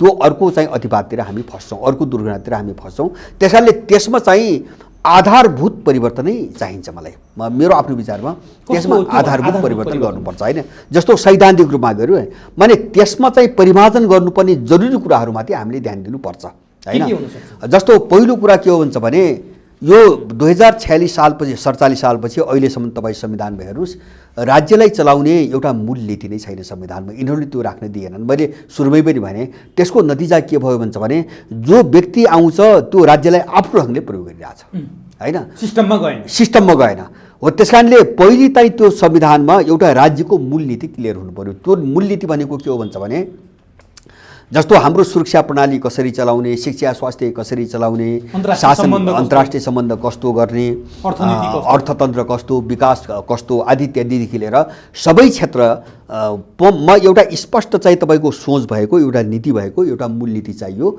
ताकि व्यक्तिगत रूपमा चल्खेर नपाओस्। त्यो राज्यलाई गाइड गर्ने एउटा नीति हुनु पर्यो। पहिले समग्र चाहिँ प्रणालीलाई गाइड गर्ने एउटा नीति त्यहाँ किटान हुनुपर्छ। यो दायराभन्दा यो नीतिभन्दा बाहिर गएर व्यक्तिले काम गर्न सक्दैन, अथवा चाहिँ त्यसलाई उल्टाएर चाहिँ तपाईँको काम गर्न पाउँदैन। त्यसको अभाव छ नेपालमा 47 सालपछि बन्न नदिएको हो। किन त्यो विदेशीले आफ्ना मान्छे चलाउनुको निम्ति तोडमरोड गर्नुको निम्ति। म एउटै उदाहरण दिउँ तपाईँले, एउटै उदाहरण दिउँ। जस्तो चाहिँ तपाईँको यहाँ अहिलेकै संविधानमा अब संसदको 2/3 बहुमतले पारित गर्नुपर्ने भनेर 4वटा बुँदा उल्लेख छन् हैन। जस्तो राज्यको सिमानादेखि लिएर त्यसमा एउटा बुँदा के छ भन्छ भने प्राकृतिक स्रोतहरूको उपयोग र बाँडफाँडसँग सम्बन्धित कुनै सम्झौता, विदेशीसँगको सम्झौता संसदको 2/3 अनुमोदन गर्नुपर्छ भन्ने छ। तर केपी ओलीले के गरे 75 सालमा अरूको हकमा चाहिँ यो बुँदा लागू भए पनि एमसीसीको हकमा संसदको सामान्य बहुमतले पारित गरे हुने कस्तो चाहिँ मन पर्यो, कस्तो अराजकता हैन। संविधानमा किटान गरेको धारालाई केपी ओलीको सरकारले मान्दैन। कत्रो स्वेच्छाचारिता हो। किन भन्छ भने त्यो राज्यको मूलनीति भएन। व्यक्तिले के गर्न पाउने के नपाउने भन्ने राज्यको मूलनीति नै भएन हैन। यत्रो भ्रष्टाचार गरिया छ, लुट्या छ, कसैलाई कारबाही हुन्न, खोजबिन हुन्न, केही हुन्न। किन भन्छ भने राज्यको मूलनीति नै छैन। त्यस्ता मान्छेलाई के गर्ने भन्ने चाहिँ तपाईँको मूलनीति नै छैन। राज्यको मूलनीति चाहियो, एक नम्बर मेरो कुरा। दोस्रो मेरो कुरो के हो भन्छ भने जस्तो अहिलेको एउटा ट्रेन्ड यो विदेशी प्रणालीको तपाईँको शासन प्रणालीको ट्रेन्ड के हुन्छ भने उनले पालेका अपराधी र खलनायकहरूलाई नायकको रूपमा प्रस्तुत गर्ने र जसले राष्ट्र निर्माणमा आफ्नो रगत बगाए तिनलाई खलनायक बनाउने एउटा चाहिँ तपाईँको मिसन चलिरहेछ। जस्तो पृथ्वीनारायण शाह खलनायक, महेन्द्र खलनायक, योगी नरहरिनाथ खलनायक, फाल्गुनानन्द खलनायक। त्यो मात्र होइन, अब चाहिँ तपाईँको के अरे चाहिँ लक्ष्मीप्रसाद देवकोटाको ठाउँमा चाहिँ तपाईँको शेक्सपियर हैन, अथवा लेखनाथ पौडेलको ठाउँमा अर्को हैन। त्यसपछि चाहिँ अब सबै अब भक्ति थापा हुँदा बिस्तारै के भन्छ भक्ति थापा, अमरसिंह थापा, बलभद्र कुँवर सबै हैन खलनायक अहिले भन्न सकेका छैनन्। तर चाहिँ एउटा चाहिँ विस्मृतिको घरमा बता हाले हैन। अनि चाहिँ त्यो विदेशीले कसलाई उठाउने चाहिँ प्रचण्ड नायक हैन, प्रचण्ड नायक अग्रगमनको नायक रे बाबुराम नायक होइन, कृष्ण सिरोला नायक हैन। उनको मिसनमा उनको तलब खाएर उनको काखमा सुतेर चाहिँ देशप्रति अपराध गर्ने हत्याराहरू अपराधीहरू माधव नेपाल नायक हैन, गिरिजा नायक खलनायकलाई नायक बनाउने। त्यसकारणले यो संविधानमा हाम्रो राष्ट्र निर्माणमा राजाहरूदेखि नागरिकसम्म जसले जति योगदान गरे, खुन पसिना बगाए, त्यसको एउटा बिम्ब आउनुपर्छ। किन देशले देश चिनाउँछ, त्यसको सुगन्ध आउँछ। संविधानले देश चिनाउनुपर्छ हैन। राष्ट्र निर्माण कसरी भयो त्यो बिम्ब हुनुपर्छ, त्यहाँ देश चिनाउनुपर्छ। तेस्रो कुरा मेरो आधारभूतमा सैद्धान्तिकमा समेट्दा हामीले नवउदारवादको नामको अहिलेको विष जसले चाहिँ विदेशी शासन सुरु गरेको छ र विदेशीलाई आफ्नो घरको ढोका खोलिदिएको छ, यसलाई तत्काल चाहिँ तपाईँको खारेज गरेर हामीले आफ्नो मौलिकता, आफ्नोपन त हाम्रो आफ्नो सोझी धर्मअनुसार हाम्रा सबै चिजलाई संरक्षण, हाम्रो मौलिकता र आफ्नोपनलाई कसरी संरक्षण गर्ने त्यो कुरोलाई चाहिँ तपाईँको त्यहाँ चाहिँ जोड दिनुपर्छ होइन। जस्तो हाम्रो उत्पादनमा मौलिकता, हाम्रो अर्थतन्त्रमा मौलिकता, हाम्रो चाहिँ शासन प्रणालीमा मौलिकता होइन। अब हाम्रो चाहिँ तपाईँको शिक्षा, स्वास्थ्य सबै चिजमा हाम्रो मौलिकतालाई चाहिँ मौलिकताप्रति प्रतिबद्ध भएर त्यो संविधानले चाहिँ अगाडि बढ्ने चाहिँ एउटा सङ्कल्प जस्तो एउटा चाहिँ त्यो बिम्ब हुनुपर्छ। अब तेस्रो चौथो चिज मलाई के लाग्छ, मैले सुरुमा पनि भने हिसाब किताब राम्रोसँग हुनुपर्छ र त्यो संविधानमा लेख्नुपर्छ। जस्तो अहिले देशका विरुद्ध, यहाँको नागरिकका विरुद्धमा जति पनि अपराध भए र त्यसमा जो संलग्न छन् यसको हिसाब किताब हुनुपर्छ र त्यो प्रतिबद्धता संविधानमा हुनुपर्छ। जस्तो भ्रष्टाचार, देश लुट्नेहरू होइन, मैले पहिले पनि भने दासढुङ्गादेखि दरबार हत्याकाण्ड गराउनेहरू होइन, क्रान्तिको चाहिँ नक्कली चाहिँ तपाईँको चाहिँ के अरे चाहिँ खोल भिडेर चाहिँ 17,000 मान्छे मार्नेहरू, 17,000 नेपाली मार्नेहरू, देश बेच्नेहरू होइन, निजी अर्थतन्त्रको नाममा देशको अर्थतन्त्र बेची खाने अपराधीहरू, यिनी सबै कारखाना बेच्नेहरू, यिनी सबैसँग हिसाब किताब हुने एउटा सङ्कल्प हुनुपर्छ। अथवा चाहिँ यो दण्डहीनता चाहिँ तपाईँको अगाडि बढ्न दिइने छैन। इतिहासमा जो देख्यौँ हामीले होइन, यो दण्डहीनताको एउटा हिसाब किताब हुन्छ, यसको छिनोफानो हुन्छ। तेस्रो कुरा। चौथो कुरा मलाई पाँचौँ कुरा मलाई के लाग्छ भन्छ भने जो मौलिक हक भन्छौँ नि, विशेष गरेर पाँचवटा अधिकार कुनै पनि देशको नागरिकको, कुनै पनि सभ्य देशको नागरिकको मौलिक हक हो, जसको निम्ति उसले टाउको दुखाउनु हुँदैन। जस्तो नागरिकले कर के को निम्ति तिर्छ, राज्यबाट पाउनै पर्ने जरुरी सुविधाहरू र राज्यबाट पाउने संरक्षणको निम्ति मान्छेले कर तिर्ने हो। नत्र यिनलाई चाहिँ लुट्नको निम्ति कर तिरिँदैन, यिनलाई तलब खानुको निम्ति कर तिरिँदैन। जब नागरिकले केही पनि पाउँदैन भने यिनलाई कर हामीले किन तिर्ने होइन। एउटा व्यक्तिले 3 ठाउँ कर तिरेको छ अहिले, यो संहितापछि, यो दलाल तन्त्रपछि 3 ठाउँ कर तिरेको छ एउटा मान्छेले भनेपछि अब त्यो चिज के हो। पहिलो कुरो शिक्षा, स्वास्थ्य र खानेपानीको निम्ति मान्छेले नागरिकले कर तिर्नु हुँदैन, त्यो ग्यारेन्टी हुनुपर्छ। र अर्को बाँच्नको निम्ति राज्यबाट पाउनुपर्ने, नागरिकले अनिवार्य पाउनुपर्ने सुविधा भनेको एउटा चाहिँ स्वच्छ हावा हो बाँच्नको निम्ति, र पाँचौँ चाहिँ रोजगारीको ग्यारेन्टी होइन। तपाईँको रोजगारी नै दिन्न भने त्यस्तो नागरिकको पनि देश हुन्छ, त्यसलाई देश भन्छ उसले आफ्नो होइन। जस्तो देशप्रति यत्रो उदासीनता हामी भन्छौँ नि, मान्छेहरूमा यिनले यत्रो अपराध गर्दा पनि यत्रो उदासीनता किन छ भन्छौँ, किन छ? किन त्यो राज्यबाट केही पनि पाएन मान्छेले। त्यस कारण राज्यप्रति अपनत्व छैन, शासन प्रणाली पनि अपनत्व छैन, मान्छेमा उदासीनता बढ्दै गयो। त्यस कारणले गर्दाखेरि शिक्षा, स्वास्थ्य, खानेपानी निःशुल्क र बाँच्नको निम्ति सफा हावाको ग्यारेन्टी होइन, विशेष गरेर पर्यावरणसँग जोडिएको कुरा हो, र त्यसपछि रोजगारको ग्यारेन्टी। यो चाहिँ संविधानमा तपाईँको किटान गरिनुपर्छ होइन। 47 को संविधान पुनर्स्थापित भएको खण्डमा मैले त्यहाँ टेकेर जाँदाखेरि जस्तो अगाडि त्यो त पूर्ण हुँदैन नि त, त्यो संविधान त पूर्ण त हुँदैन हो। यो आधारभूत सिद्धान्तमा यिनी थपिनुपर्छ। अनि त्यसपछि तपाईँको अर्को मलाई छैठौँ लाग्ने मलाई जरुरी कुरा के हुन्छ भने दललाई परिभाषित गर्नुपर्छ। दललाई परिभाषित गर्नुपर्छ। त्यो पनि दल भनेको राष्ट्र निर्माणको निम्ति र विकासको निम्ति समग्र भिजन भएको को नामबाट चुनाव जितेर जाने मान्छेलाई सत्तामा बस्न दिनु हुँदैन। किन? सरकार विज्ञहरूको हुनुपर्छ। मेरो आफ्नो बुझाइ सरकार विज्ञहरूले चलाउने हो, जुन विषयको ज्ञाता छ त्यसले चलाउने हो। सांसद जो चुनाव जितेर जान्छ नि त्यसले त नीति निर्माण गर्ने हो, नीति बनाउने हो, संसदमा बसेर नीति बनाउने हो। त्यो मन्त्री बन्ने होइन होइन, त्यो संसदमा जाने मान्छे मन्त्री बन्ने होइन। यस्तो भ्रष्ट किन भयो? जस्तो सबैतिर हामीले पार्टीकरण गरिरहेछौँ नि होइन, किन यस्तो भइरहेछ? यसको कारण बुझ्नु पर्यो। किन भइरहेछ भन्छ भने माथि जो नीति बनाउनु भन्ने गएको छ नि, मन्त्री पनि त्यही छ, मन्त्री पनि त्यही छ, पोलिसी बनाउने ठाउँमा पनि त्यही छ, सत्ता चलाउनु पनि ठाउँमा छ। अनि सत्तालाई नै गाजेपछि अनि त्यो सत्ता झोलेकरण नभइकन के हुन्छ? अनि त्यो न्यायालयमा झोले को पुग्छ? किन त मन्त्री त पार्टीको छ, मन्त्री त पार्टीको छ। त्यस कारणले सम्पूर्ण मेगाजिमलाई उसले त पार्टी अनुकूल बनाउँछ, पार्टीकरण गर्छ, सबै बर्बाद यहाँ भइयो। त्यस कारणले पार्टीबाट चुनाव लडेर जाने मान्छेलाई सत्तामा बस्न दिनु हुँदैन, अथवा राज्यबाट सेवा सुविधा पाउने ठाउँमा उसलाई बस्न दिनु हुँदैन होइन। नजाला नि त फेरि उनीहरू केही नपाउने भएपछि त को जाला त पार्टीबाट?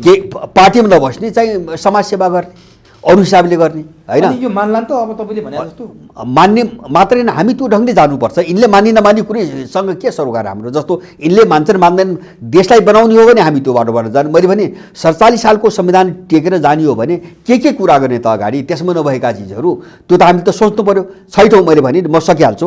र 7औँ कुरा के अरे चाहिँ मलाई लाग्ने के हो भन्छ भने अब चाहिँ अधिकार चाहिँ राजनीतिक शक्ति जो सरकारमा जो राज्यमा शक्ति हुन्छ नि त्यो कसले प्रयोग गर्ने भन्ने चाहिँ साह्रै महत्त्वपूर्ण कुरा छ होइन। जस्तो अहिले लोकतन्त्र प्रजातन्त्र भन्ने यो सबै नक्कली हो। यो सबै नक्कली मैले बारम्बार भन्छु। किन भन्छ भने यो त मान्छेलाई छल्नको निम्ति उनीहरूले छानेका मान्छेहरूलाई छाप बाध्यतात्मक रूपमा इच्छा लागोस् नलागोस् होइन एउटालाई त हाल्नु पर्यो। बाध्यतात्मक रूपमा अनुमोदन गराउने प्रणाली हो होइन। यो नागरिकहरूको मतदाताको अधिकार भएको प्रणाली होइन। किन हो यो भन्छ भने जस्तो हामी भोट हाल्छौँ, हामी भोट हालेपछि यिनले के गरेका छन् के त्यो देखिरहेको छौँ नि, हामीले के गर्न सक्यौँ? ल मतदाताले के गर्न सक्यो? त्यस कारणले पावर कहाँ छ हामीले त्यो हेर्नु पर्यो। ठुलो हेर्ने भन्दा त ठुलो हेर्ने भन्दा यत्रो लुट होइन। राताराति यिनी चाहिँ तपाईँको चप्पलेहरू चाहिँ अरबपति भएका छन्, बेलगाम देश लुटेका छन्, अपराध गरेका छन्, दण्डहीनता यत्रो छ, हामी के गर्न सक्यौँ? यसलाई पठाउने हामी के गर्न सक्यौँ? त्यस कारणले त्यो नागरिकलाई जबसम्म बलियो बनाइदिए नि सत्तामा बस्ने मान्छे कहिले पनि नियन्त्रणमा आउँदैन, त्यसको स्वेच्छाचारितालाई रोक्नै सकिँदैन। त्यस कारणले स्थानीय स्वशासन पावर चाहिँ तपाईँको तल गाउँ र नगर तहमा जो चुनेर जान्छ नि ती निकाय टोटल पावर त्यहाँ हुनुपर्छ, राज्य शक्ति त्यहाँ हुनुपर्छ र आफ्नो विकास निर्माणदेखि लिएर जति पनि राजनीतिक अधिकार प्रयोग गर्छन् उसलाई दिनुपर्छ। मैले त्यसलाई स्वशासन भन्छु, स्थानीय स्वशासन भन्छु। त्यो स्वशासन त्यो चाहिँ विकेन्द्रीकरण मात्रै होइन, टोटल्ली जस्तो केन्द्रले गर्नै पर्ने केही कुराहरू बाहेक होइन। त्यो त शक्तिको बाँडफाँड हुन्छ भोलि। जस्तो केन्द्रले गर्ने भने यतिखेरमा जस्तो सुरक्षा मामिला केन्द्रले हेर्नु पर्यो, जस्तो अन्तर्राष्ट्रिय सम्बन्ध केन्द्रले हेर्नु पर्यो, अन्तर्राष्ट्रिय कर केन्द्रले हेर्नु पर्यो होइन। जस्तो राष्ट्रव्यापी ठुला प्रोजेक्टहरू चाहिँ जस्तो स्थानीय निकायले सक्दैनन् केन्द्रले गर्नु पर्यो, मुद्राको मामिला केन्द्रले हेर्नु पर्यो। यस्ता केही चिज बाहेक टोटल्ली केन्द्रले हस्तक्षेप गर्न नपाउने गरी तल ग्रासरुटमा जो जनता छ नि त्यससँग जोडिएको निकाय गाउँ र नगर निकायलाई टोटल अधिकार दिनुपर्छ। अब प्रजातन्त्रको योभन्दा राम्रो व्याख्या, योभन्दा राम्रो चाहिँ व्याख्या केही पनि हुँदैन। र त्यसमा मेरो थप कुरा के भन्छ भने मतदाताहरूको चाहिँ हातमा 3टा अधिकार जोडिनुपर्छ। एउटा चाहिँ आफूले चुनेर पठाएको मान्छेलाई त्यो पदबाट बर्खास्त गर्ने अधिकार होइन, फिर्ता बोलाउन सक्ने अधिकार, किन त्यो बाचा अनुसार काम नगरेपछि फिर्ता गर्ने अधिकार। दोस्रो चाहिँ राज्यबाट अथवा सरकारी पक्षबाट कुनै प्रस्ताव अगाडि ल्याइए भने त्यसलाई अस्वीकार गर्ने अधिकार। र तेस्रो अस्वीकार गरेर मात्रै पुग्दैन, त्यो नागरिकले आफ्नो विकल्प राख्न चाहेको छ भने त्यो विकल्प प्रस्तुत गर्न पाउने अधिकार।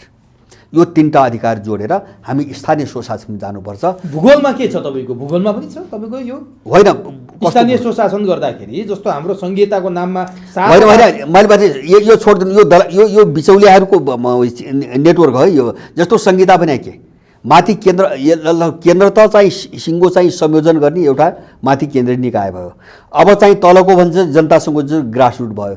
अनि यो प्रदेश भने के यिनी बिचौलिया, यिनी दलालहरू बिचौलिया, यो देश लुट्ने होइन। सारा चाहिँ तपाईँको के अरे बोझ भारी होइन। यो के को निम्ति तपाईँको पावर सबै तल चाहिँ तपाईँको गाउँ र नगरलाई दिएपछि अनि यो संहिता यो प्रदेश किन चाहियो? त आफ्नो बेरोजगार कार्यकर्ता भर्ती गर्ने केन्द्र भएन? भर्ती गर्ने खाने लुट्ने देश चुस्ने। अनि चाहिँ यो किन गर्छ भन्छ भने जस्तो तलको जनतालाई तलका निकायले त विदेशीले किन्न सक्दैन नि। यो जाल कहाँबाट आछ भन्छ भने तलका जस्तो सबै निकायहरू चाहिँ सबै विदेशीले किनेर पनि किन्दिँदैन होइन। अब दोस्रो कुरो त त्यत्रो सबैलाई किनेर पनि साध्य हुँदैन। अनि चाहिँ तिनको पावर खोसेर गाउँ र नगरको पावर खोसेर अनि चाहिँ त्यहाँ यहाँ प्रदेश नामका यिनी दलालहरू, किन यिनी दलालहरू त प्रत्यक्ष जनताबाट चुनेर आउने त होइन, अनि यिनको हातमा पुर्याएर देश लुट्ने, नेपाल लुट्ने, नेपाललाई विखण्ड गर्ने उनले बनाएको त्यो मेकानिजम हो। त्यस कारणले यसमा हामी जानै हुँदैन। एउटा केन्द्र हुन्छ, एउटा सिधै स्थानीय स्वशासित इलाकाहरू हुन्छन् होइन, गाउँ हुन्छन्, नगर हुन्छन् होइन। सम्पूर्ण पावर उनलाई सम्पूर्ण पावर तपाईँ तल दिनुहुन्छ भने त्योभन्दा प्रजातन्त्र तपाईँलाई के चाहियो? के हो त्योभन्दा प्रजातन्त्र भनेको? त्यस कारण यो बहसमा यति चिज चाहिँ तपाईँको त्यो संविधानमा हो परिमार्जन। तपाईँले यति भनिरहँदा अहिले संसद विघटन त यिनीहरूले प्रतिगामी कदम भनिरहेछन्, प्रतिगमन भनिरहेछन्। 47 सालकै संविधान त्यो पनि अब हामी करिब 30 वर्ष अगाडि फर्किँदाखेरि त प्रतिगामी भन्ला नि त, प्रतिगमन भन्ला होइन। कसरी हामी फर्क्यौँ 30 वर्ष पछाडि हामी कसरी फर्क्यौँ? मैले भने होइन, त्यसलाई त मैले पनि त्यसलाई टेक्ने भने जस्तो मैले भने नि 5-7वटा बुदा भने थप भयो त्यो। होइन यसले 30 वर्षपछि फर्किएको देखाउँछ कि 30 वर्ष अगाडि गएको देखाउँछ। यिनले पनि दिन नमानेका कुराहरू गर्दैछु मैले होइन। राज्य चलाउने मूल नीति तर सच्चाइ चाहिँ टेक्नु पर्यो भन्दाखेरि अलिकति अप्ठ्यारो जस्तो होइन। कसरी जानु त कि त बन्दुक उठाउनु पर्यो। मैले त्यो चाहिँ विदेशीहरूलाई त्यो खेल्ने ठाउँ बनाउनु हुँदैन। मेरो कुरो त्यति हो। जस्तो एउटा कानुनी प्रक्रियामै तपाईँको जानु भएन भने अब दोस्रो बाटो भनेको त लडाइँ विद्रोहको बाटो मैले सुरुमै भने नि। अब विद्रोहको बाटोमा जाँदाखेरि के हुन्छ भने उनले माओवादी युद्धको नाममा जे गरे नि देशलाई उनीहरू त्यो ढङ्गले चलखेल गर्ने दिशातिर अगाडि बढ्छ। किन एकातिर भ्याकुम छ, सत्तामा रिक्तता छ होइन, अर्कोतिर चाहिँ एउटा वैधानिक प्रोसेस पनि छैन भनेपछि त त्यो त देशलाई त दुर्घटनामा उनले त हाल्न सक्छ। तर नि अर्को एउटा गम्भीर कुरा कहाँनिर उठ्यो भने जस्तो 47 को संविधानमा तपाईँले अपुरा कुराहरू भन्नुभयो। 47 सालको संविधान आएको लगत्तै 5 वर्षपछि नेपालमा बन्दुक उठाइएको छ जनयुद्धको नाममा। त्यो संविधानबाट असन्तुष्टि भएर फेरि त्यहीँ आउँदाखेरि त्यही ठाउँमा फर्केर आउँदा अर्को कुनै असन्तुष्ट समूहले फेरि बन्दुक उठाउने र हिजोको जस्तै काली लाग्दो युद्ध नहोला भन्ने छ र होइन। रक्तपातपूर्ण अवस्था होला। जस्तो चाहिँ अब यो मिसन चाहिँ तपाईँको भत्किएपछि यसलाई बोकेर आएका यससँग जोडेर आएका मान्छेहरूले त्यो प्रयास गर्लान्। तर एउटा तपाईँले उठाएको के कुरा गलत हो भन्छ भने अब 47 सालको संविधान बनाएको 5 वर्षपछि चाहिँ असन्तुष्टि भयो, युद्ध सुरु भयो, त्यस्तै स्थिति आउला भन्नुभयो नि। यो काल्पनिक कुरा हो। यो काल्पनिक कुरा हो। म अब यसलाई दुईटा चिजबाट स्पष्ट जान। पहिलो कुरो त 47 सालको संविधान माने जुन वर्गले लेख्यो, जुन तबकाले लेख्यो र त्यसलाई प्रजातन्त्र भनेर जसले परिभाषित गर्यो त्यसका विरुद्धमा 6 सालदेखि एउटा स्कुलिङ चल्दै आएको थियो। त्यो वैचारिक स्कुलिङ होइन, नयाँ जनवाद, समाजवाद होइन, सर्वहारा वर्गको अधिनायकत्व, मजदुर किसानको सत्ताको नाममा उत्पीडित वर्गहरूको एउटा स्कुलिङ थियो र त्यो वैचारिक स्कुलिङ थियो। त्यो विचार थियो, ऊर्जा। सुन्नुहोस् है, मान्छे त्यसै मरेको छैन। अहिले यिनी यस्ता नाङ्गा अपराधी हुनु भने बुझिएको भए त्यो मान्छे मर्थ्यो, त्यो लड्थ्यो। उनीहरू त आफ्नो वर्गको निम्ति, वर्ग भन्दा चाहिँ जसले श्रम गरेर पनि खान पाइरहेको छैन होइन, जो सुसिएको छ, लुटिएको छ, राज्यबाट चाहिँ तपाईँको किनारा लगाएको छ, त्यो वर्गको चाहिँ राज्य सत्ता स्थापना गर्ने भनेर त्यो मूल्यमा लडेको हो, त्यो विचारमा लडेको हो, त्यो सिस्टमको निम्ति लडेको हो। अब त्योभन्दा अहिलेको फरक के हुन्छ भने अहिले त त्यो लडाइँ होइन। जस्तो अहिले जुन देखिरहेको छौँ नि, एउटातिर त्यो लडाइँ होइन। जस्तो भने यिनको यो विवाद र बहसमा पनि त्यस्ता वैचारिक मुद्दाहरू कहीँ पनि सुनिँदैन होइन, कहीँ पनि सुनिँदैन र भोलि पनि सुनिँदैन। किन त्यो छँदै छैन? दोस्रो मैले पहिले नै भने यिनले 63 सालपछि जे चिज ल्याए नि संविधानमा, यो सबै यिनको एजेन्डा होइन, यो विदेशीहरूको एजेन्डा हो।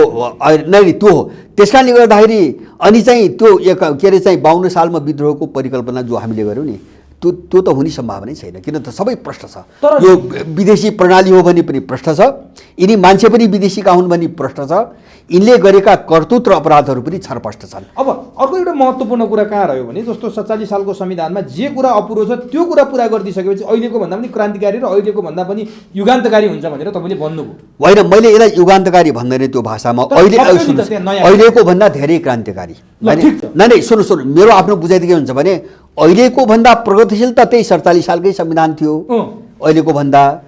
तर जस्तो मैले भने नि, अब यसरी परिमार्जन गर्नुपर्छ भनेर जानियो भने त्यो 47 सालको संविधान भन्दा पनि तपाईँको 100 गुणा यो प्रगतिशील हुन्छ। तर होइन, हामीले त आखिर सुन्नुहोस् न, हामीले त के हुन्छ भने संविधान र चाहिँ सत्ता भनेको त देश बनाउने न हो। देश कसरी बन्छ, हामी कसरी बन्छौँ र हाम्रो आफ्नो चाहिँ पन कसरी जोगिन्छ, हामीले यति हेरि न हो। अब तपाईँको सत्ता कसको हातमा छ योसँग चाहिँ मैले भने नि देश र जनताको के सम्बन्ध छ। मैले बारम्बार भन्छु, जस्तो चाहिँ एकथरी मान्छेहरू भन्छ नि, अब महेन्द्रको सत्ता यिनको निम्ति चाहिँ निरङ्कुशता, यिनको सत्ता हाम्रो निम्ति निरङ्कुशता होइन। किन भन्छ भने त्यो सत्ताका आकाङ्क्षीहरूको कुरा हो क्या त्यो लडाइँ। जस्तो पोलिटिकल चाहिँ एलिटहरूका बिचमा लडाइँ हुन्छ, त्यो पावरको निम्ति हुने लडाइँ हो होइन। एउटाको दृष्टिमा अर्को निरङ्कुश। जस्तो हिजो के थियो भन्छ भने, हिजो तपाईँ व्याख्या हेर्नुहोस् न, यिनका चाहिँ तपाईँको घिनलाग्दा चाहिँ अनुहार मैले कहाँ देख्छु भन्छ भने हिजो चाहिँ केपी ओली र प्रचण्ड चिनी र पानी भएर एउटैमा घुलिसकेका चाहिँ एउटै आत्मा थिए होइन। आज चाहिँ एउटा दलाल विदेशी दलाल, अर्को विदेशी दलाल, त्यति मात्रै हो र एउटा भेडो एउटा गोरुमा गइसक्यो। एउटा भेडो एउटा गोरु के हुन् भनेपछि के हुन् भनेपछि माने यो चिज त हामीले देखिरहेको छौँ नि त। भनेपछि यिनको यो नौटङ्की, यिनको जो नाटक छ नि, हिजो यिनले के भाषा प्रयोग गरे होइन। त्यो एउटा मिसनमा विदेशीले जुटा बेला के भाषा प्रयोग गरे, अहिले चाहिँ त्यो मिसनबाट चाहिँ तपाईँको अलग्गिन थालेपछि के भाषा प्रयोग गर्छन्। अब यसका पछाडि गएर हामीले मैले भन्न खोजेको एउटै कुरा हो, यस्तो अन्तर किन आउँछ भने पावरको लडाइँ हो। मैले जोड्न खोजेको थिएँ किन अब संसद पुनर्स्थापना गर्ने कि नगर्ने भन्ने कुरा कसको सरकारको कुरा हो भनेपछि जसले सत्तामा हालिमुहाली गरेको थियो त्यो सत्ता कसको हातमा रहने भनी वर्गको चाहिँ मामिलाको कुरा हो। अब यो मामिलासँग जरुर माधव नेपाल प्रधानमन्त्री हुने, शेरबहादुर प्रधानमन्त्री हुने, पुष्पकमल हुने, बाबुराम हुने होइन, अथवा चाहिँ तपाईँको अर्को व्यक्ति हुने कुरासँग त्यो खाडीमा गएर पसिना बगाउने मान्छेको सम्बन्ध कहाँ छ मैले भन्न खोजेको होइन। यो चाहिँ रोजगारी नपाएर यो सडकमा भौतारिएको चाहिँ तपाईँको युवा युवतीसँग यो कुराको सम्बन्ध कहाँ छ, मान्छेको सम्बन्ध कहाँ छ?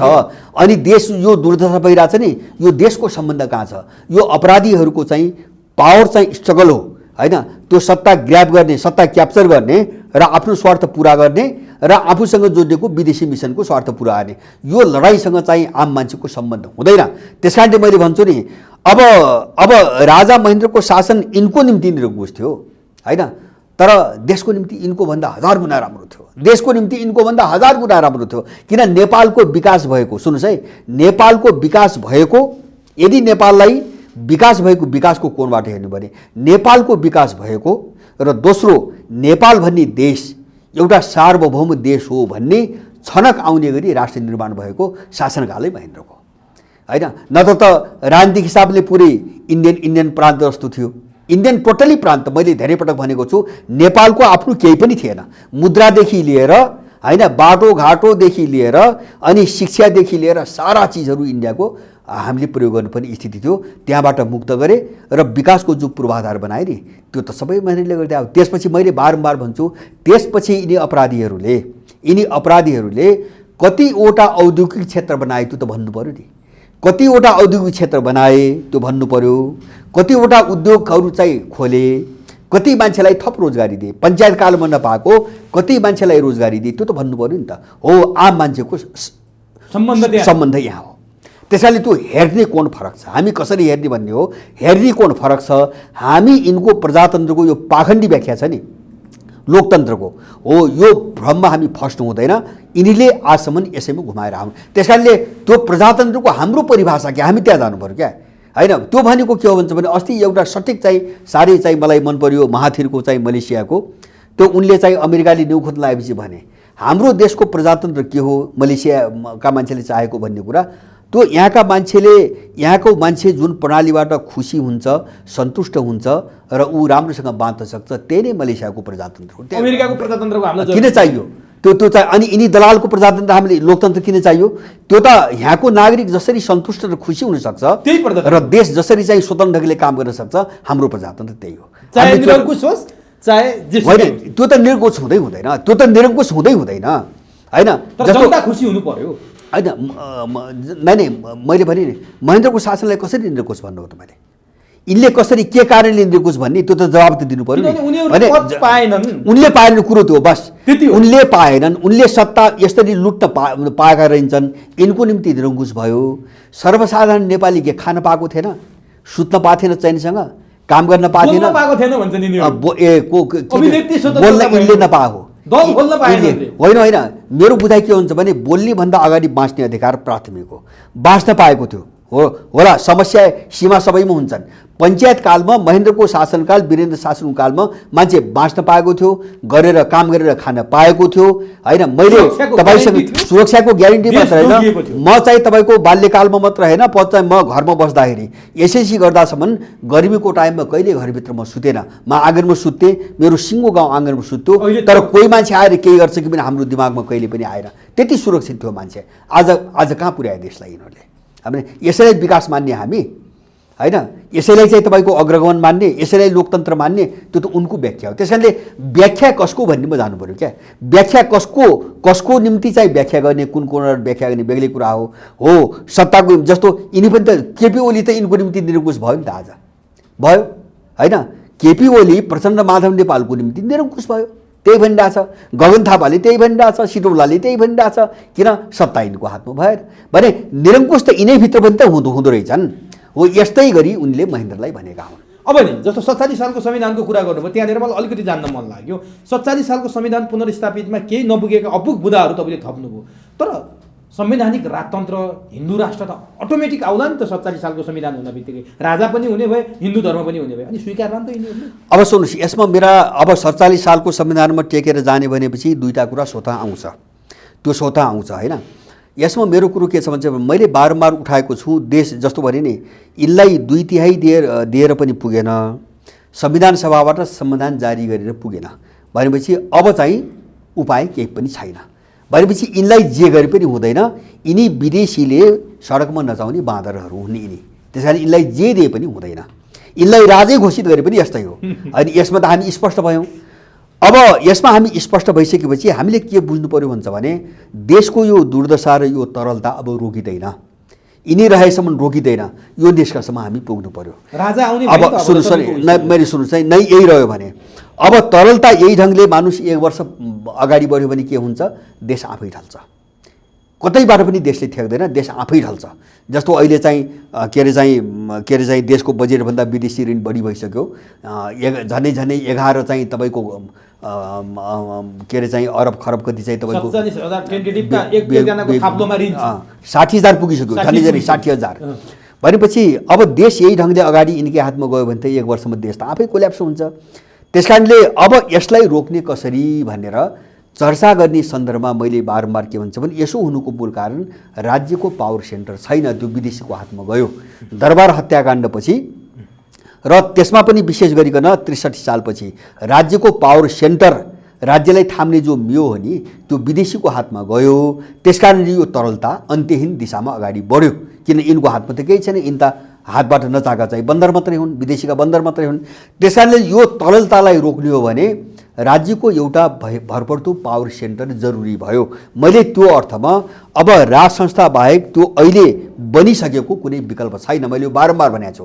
त्यसकारणले 47 सालको संविधानपछि अब टेकेर जाँदा राज संस्था फर्किन्छ, हिन्दू राष्ट्र त्यो त स्वतः फर्किन्छ। म हिन्दू राष्ट्रको कुरा अहिले गर्ला र अब त्यसमा मेरो अब्जेक्सन छैन, किन देशलाई तरलताबाट रोक्नुपर्छ, मैले बुझेको त्यो।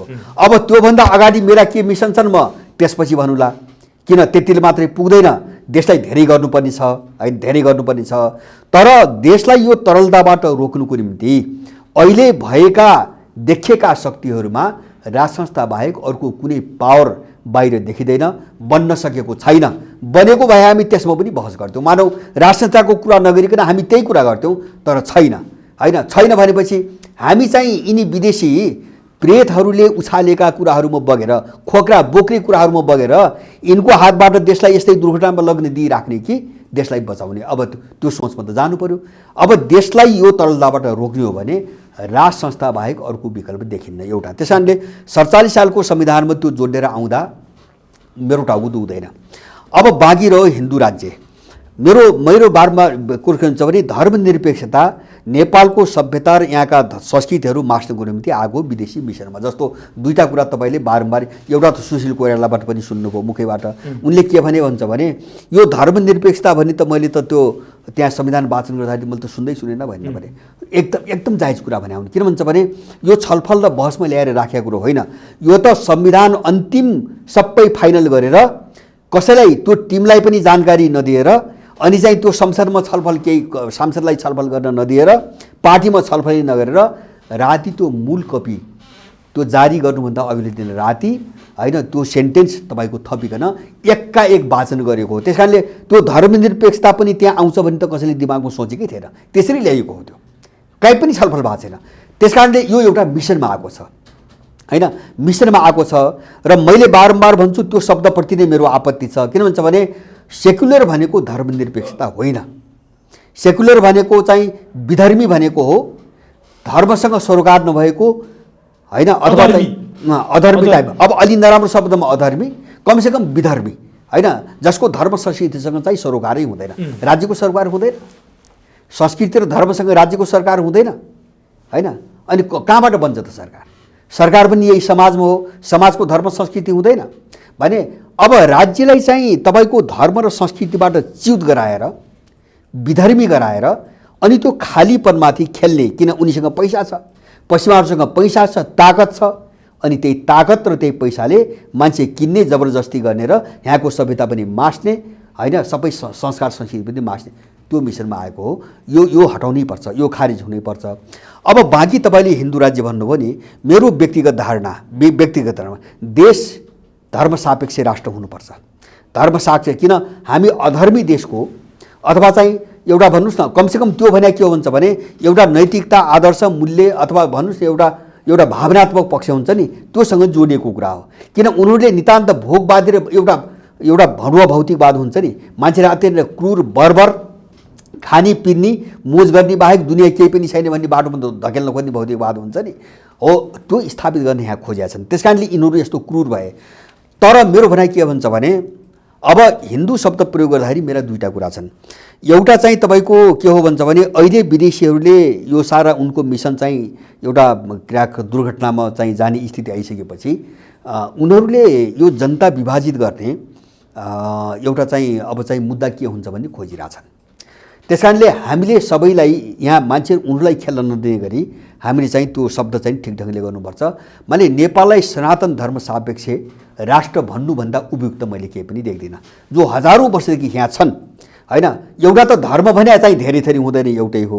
यो मान्छेको व्याख्या र बुझाइ एकदम गलत छ जो पश्चिमाहरूले गर्दै नि। हामी धर्म भने हाम्रो संस्कृतिलाई बुझिरहेछौँ, हामीले संस्कार र संस्कृतिलाई धर्म भनिरहेछौँ। धर्म त्यो होइन, होइन, धर्म त्यो होइन। धर्म भनेको एउटा नैतिक कर्तव्य हो, होइन, जो सनातनदेखि अब त्यसको आदि अन्त्य केही पनि छैन, त्यसको अन्त्य पनि हुँदैन, त्यसको सुरुवात पनि छैन। अब धर्म भनेको कर्तव्य हो, होइन। धर्म सापेक्ष राष्ट्र, सनातन धर्म सापेक्ष राष्ट्र सबैका चाहिँ अनादिकालदेखि चल्दै आछन्। अब यो चाहिँ तपाईँको बाँकी के हुन् भन्छ भने त्यो धर्मलाई कुन विधिबाट कस्तो तरिकाले अवलम्बन गर्ने भनेर जो पद्धति सुरु भयो नि, हो त्यसलाई भनिन्छ संस्कृति। र त्यसमा आधारित पन्थहरू बने र त्यो पन्थले एउटा सम्प्रदाय बनायो, त्यसलाई भनिन्छ चाहिँ तपाईँको सम्प्रदाय। मैले त्यसलाई धर्म मान्दिनँ। जस्तो हिन्दू भनेको सम्प्रदाय हो, सुन्नुहोस् है, हिन्दू भनेको सम्प्रदाय हो, बौद्ध भनेको सम्प्रदाय हो, इसाई भनेको सम्प्रदाय हो, मुस्लिम भनेको सम्प्रदाय हो, जैन भनेको सम्प्रदाय हो। किन भन्छ भने उनीहरूले धर्मलाई जसरी बुझे त्यसको अवलम्बन गर्ने विधि हुन्, ती तरिकाहरू हुन्। अब तरिका चाहिँ समाजमा आफ्नो समाजमा फरक छन्, होइन। जस्तो हिन्दूहरूको एउटा विधि छ, होइन, अब इस्लामहरूको अर्को विधि छ, बुद्धिस्टहरूको अर्को विधि छ। त यस्तो विधिलाई राज्य सापेक्ष बनाउनु हुँदैन, होइन। किन हामी त एउटा सम्प्रदाय, राज्यले त एउटा सम्प्रदायको प्रतिनिधित्व गर्नु भएन नि, एउटा सम्प्रदायको त राज्य त हुन भएन। राज्य त सबै सम्प्रदायको हो, त्यो पनि सनातनी सम्प्रदायहरू। माने सनातन धर्म संस्कृतिको भनेपछि हामी कहाँ के, जस्तो सनातन धर्म संस्कृति सापेक्ष भनेपछि हामीभित्र वैदिक पनि आयो, होइन, हामीभित्र किराँत पनि आयो, त्यो सनातनभित्र बुद्धिस्टहरू पनि आए, उनी पनि सनातनी हुन्, जैनहरू पनि आए, सबै आए, होइन। हाम्रा हजारौँ वर्षदेखि जो चलाएको थियो नि सबै आए, सबै समेट्नु पर्छ र यसमा भाँजो हालेर फेरि अर्को कित्तालाई त्यो विदेशीले समात्ने बाटो चाहिँ हामीले खोलिदिनु हुँदैन। त्यस कारणले हामीले धर्मलाई परिभाषित गर्दा र राज्यलाई चाहिँ धर्म सापेक्ष चाहिँ तपाईँको चाहिँ दिशामा अगाडि बढाउँदा हामीले सबैलाई समेट्ने कि नसमेट्ने भन्ने चिजमा एकदमै, किन यो पोलिटिकल एउटा राजनीतिक खतराको मुद्दा हो। जस्तो मलाई लाग्छ अहिले मैले केही सिम्टम देख्छु, केही मान्छेहरूका कुरा सुन्छु मैले बाहिर। अब यो पश्चिमाहरू एउटा के खेलमा लागेका छन् भन्छ भने हिन्दुत्वको कुरा चाहिँ उचाल्न लगाएर अनि ठ्याक्कै समाजलाई दुई फ्याक गरिदिने। जस्तो उनीहरू चाहिँ तपाईँको इन्डियामा खेले, हेर्नुहोस् है, एउटा मोदीको सत्ता कहाँ फस्यो, अहिले फसेको मैले देख्छु हुन्छ भने जहाँ राम मन्दिर बनाउने भन्दै थियो नि, त्यहाँ शिलान्यास गरे, त्यहाँ त चाहिँ त्यसभन्दा मुनि सरयू नदी छ भन्ने आयो, होइन। त्यसको नाममा उनले के गरे, एकातिर हिन्दू र अर्कोतिर त्यसको विरुद्धमा बाँकी जम्मै सम्प्रदायहरूको एउटा मोर्चा बनाइदिए उनीहरूले। इन्डिया नराम्रोसँग विभाजित भयो। त्यो खेलमा यिनीहरू जान्छन् फेरि पनि, किन हाम्रो भूराजनीतिक संवेदनशीलता निकै खतरनाक छ।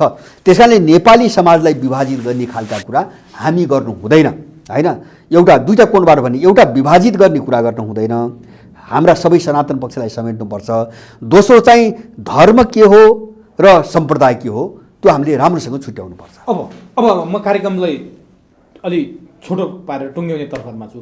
अब यो जोडिरहँदा तपाईँ र मैले धर्मको कुरा गरिरहँदा, राज संस्थाको कुरा गरिरहँदा, 47 सालको संविधानको कुरा गरिरहँदा अहिले केपी ओली नेतृत्वको सरकार जो संसद विघटन गरेको छ त्यो सरकारले गरेका गतिविधिहरू पनि त्यसलाई बल पुग्ने देखिन्छन्। जस्तो केपी ओलीले केही दिन अगाडि पशुपतिको यात्रा गरे, जसले ईश्वरको नाममा शपथ खान समेत रुचि देखाएका थिएनन्, उनले पशुपतिको दर्शन गरे, त्यहाँ पनि अर्थपूर्ण तरिकाले हेरे मान्छेहरूले।